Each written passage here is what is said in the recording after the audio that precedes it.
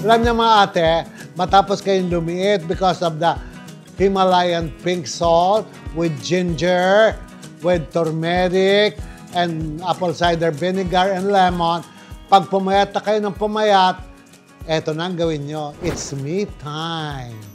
Bigay nyo yung oras nyo sa sarili nyo. Bili kayo ng magagandang damit.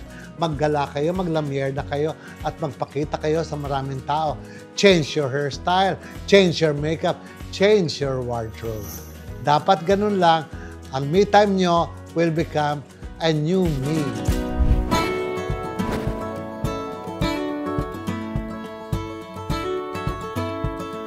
Mga ate, mga kuya, tanggapin natin ang katotohanan pagdating natin, mga kababayan, pagdating nyo sa edad na 50 pa akyat, ninipis na yung tuktok nyo. Hahaba yung buhok nyo, pero manipis na manipis yung tuktok nyo.